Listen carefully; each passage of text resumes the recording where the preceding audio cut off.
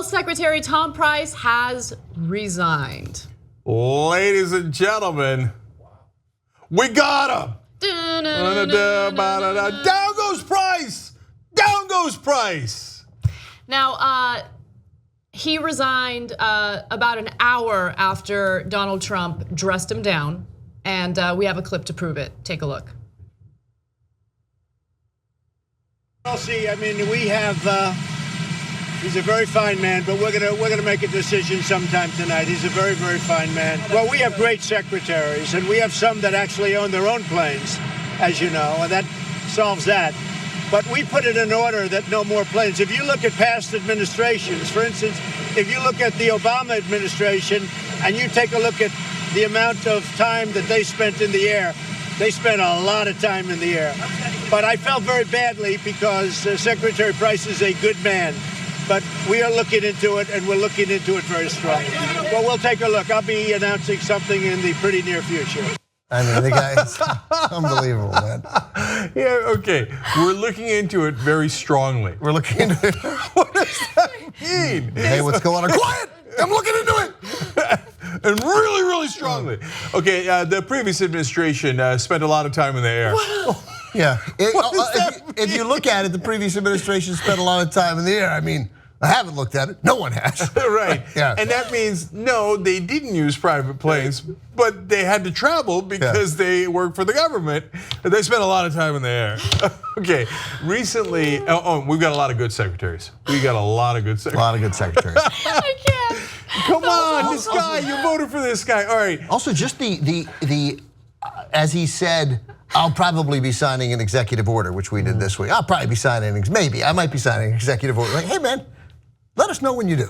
Right? Right? I don't need to know. I might be doing a lot of things today, right? But if I do them, I'll tell you. And here again, I'll probably don't tell us you're going to decide on Tom Price tonight. You decide. And then you let us know. It's a simple process. And like normally, all this would have been considered incredibly unacceptable because you're leaving the guy, to die out there. Like, and it sounds like, well, I'm going to decide. Like, that's crazy. You make a decision before you go public because if you go public, it looks terrible. It looks not only terrible for Tom Price, but it looks terrible for you because you look so disorganized. But I guess he's weak. That's right, and he's so used to looking like a clown. He's like, what do you mean the red bulbous nose? I always have that on. Squeeze the water from the lapel. I mean, speaking of water, you hear what he said about Puerto Rico?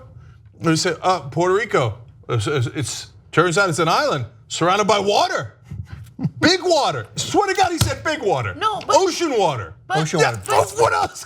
What other kind of water would you be surrounded by if you're Puerto Rico? So when he made those statements about Puerto Rico being an island that's surrounded by water, I immediately thought of how much crap Sarah Palin got when she told Katie Couric that she could see Russia from her house. Yeah. Right?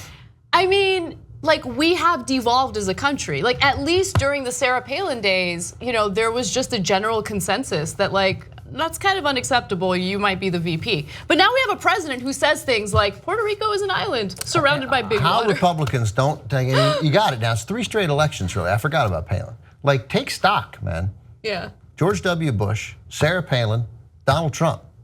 Look, I got news for you. You're the dumb party. That's right, that's right. And it's at the top of the party. Like, there are smart guys who are Republicans who we disagree with, right? Yeah. Right, and they have ideas for how government should shrink and then how it should work afterwards and what ways. Nobody would argue John Kasich is a dumb guy. I don't think anybody would argue Jeb Bush is a dumb guy. You know what? Some people would argue, but first of all, not on this level, not at all. Yeah, when Jeb Bush was governor, no, it's not even close. He was governor. He made stuff work. We didn't like it. He made stuff work in a way that we didn't think worked. So there are, John Huntsman. There are tons and tons.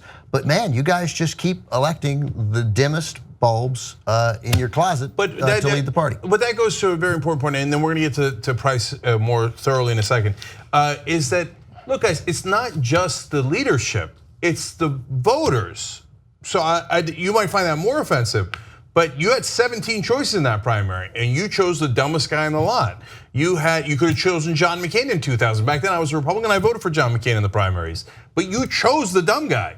So I don't know what that says about you. And then today, before Tom Price got fired, Tony Perkins from the family I Hate Family Council. This was never about Secretary Price's ethics, never. It's about trying to discredit one of the most effective social conservatives in Washington. No, man, it was about the ethics. It was about the planes. And it was so scandalous that you couldn't not cover it.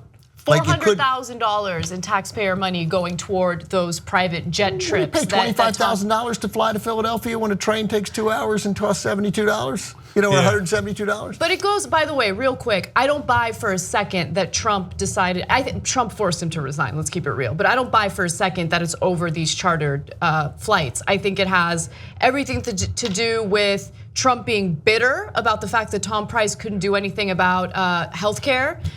Because does Trump ever care about ethics? Does Trump ever care about taxpayer money going toward, ridiculous, lavish travel for, his cabinet members? Well, hell no. We won't know until we hear something from somebody in the White House, but there could be some truth to that. I suspect it's subtler than that, but you're probably, there certainly could be something to it, is that Trump wouldn't want to fire Price to call attention, because that instantly just calls attention to Trump's failure on healthcare. You picked the guy to do it and he couldn't do it. So he's, I'm sure, disappointed in healthcare, and he likes holding people responsible who really aren't responsible. So he holds Tom Price responsible, and now Tom Price walks into something and he's like, oh, I can fire him now. Yeah, no, there's significant reports that not only the things that he said publicly, but that privately Trump is mad at Tom Price for not getting Trump care passed and repealing and replacing Obamacare. And of course, publicly, he once joked at a rally.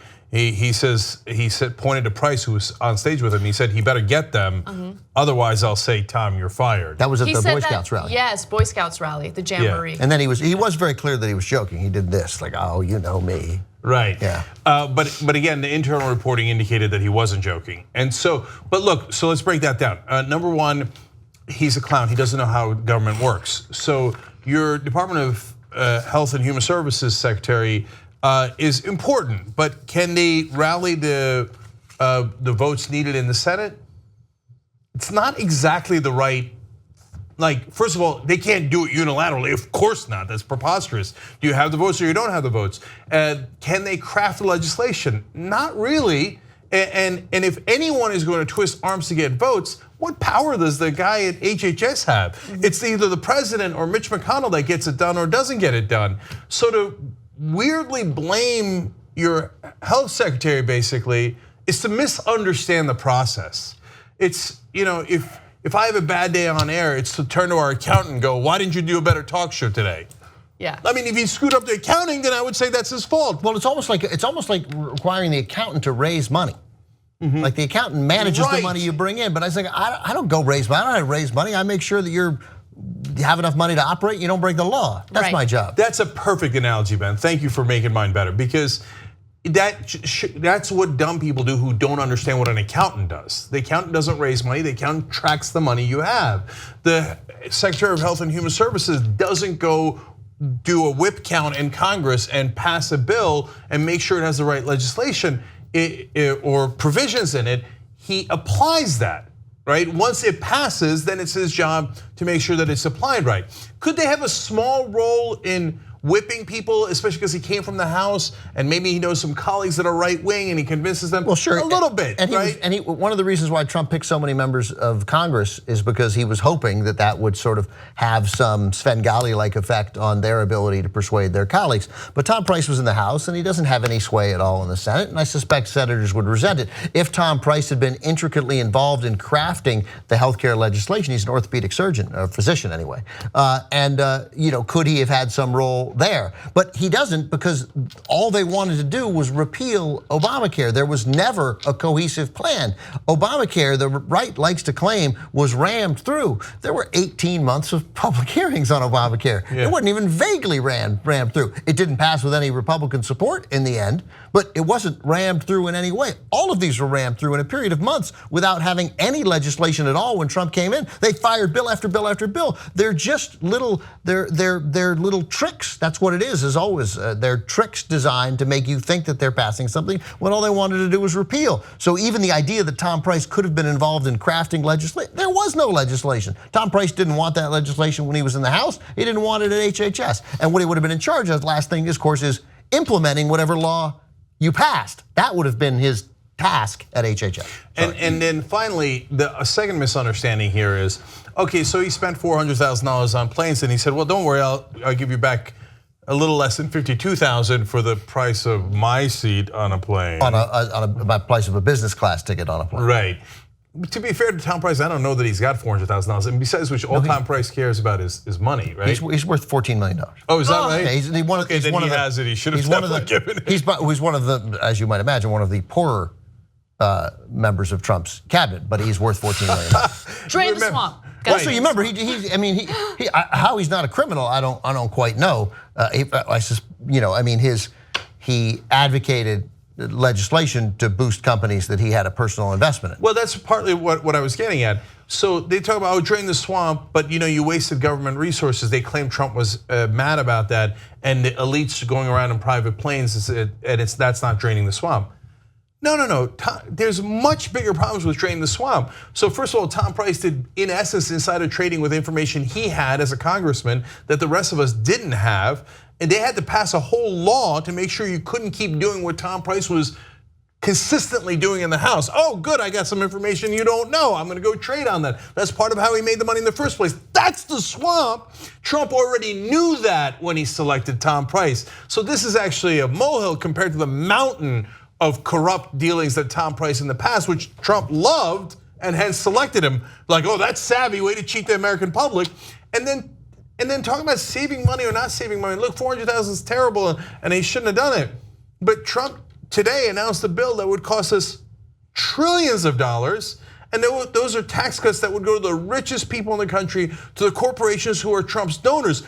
That's the swamp. And trillions is the swamp, not that $400,000 on the plane. If you like the Young Turks, you'll love Young Turks membership. TYTnetwork.com/join.